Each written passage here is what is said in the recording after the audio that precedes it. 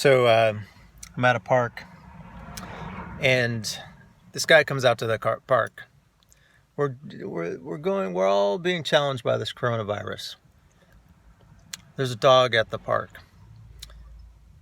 and when I found out that dogs didn't get sick, I started to ask myself, how come dogs don't get sick? That's an interesting question. This dog's running after the ball, is excited about the ball, chasing after the ball. A lot of the people that we're listening to giving us advice, and they're giving us sound advice, but they're not giving us the full advice, because a lot of things that have been around that have helped people get past a lot of these epidemics before science, even though we weren't as good about getting past these epidemics before science, but also science in some ways is contributing to these epidemics. But how come a dog doesn't get sick? When's the last time you exerted yourself so much that you're panting? And you just didn't have a fear, and maybe it had to do something with sex, or it had something to do with dancing, or it had something to do with something that you really loved and enjoyed.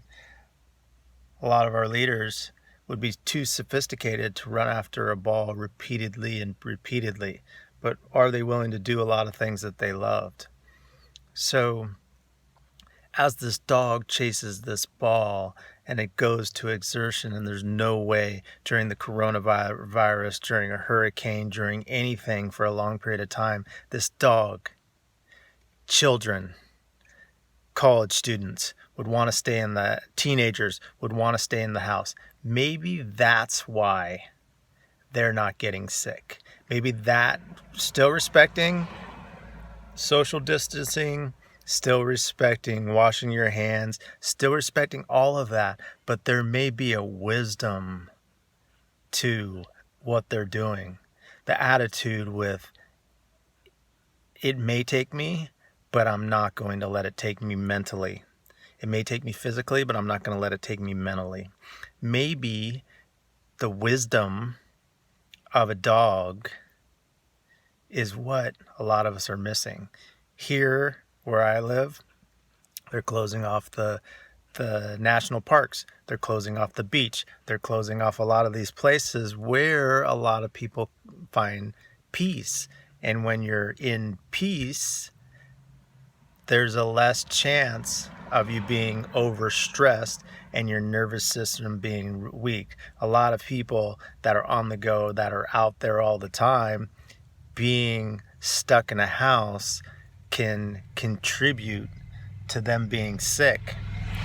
So just maybe the wisdom of the dog, and we have to notice that we're animals and that we're leashed, and we have to notice and get attached to who we really are to transform life right here, right now.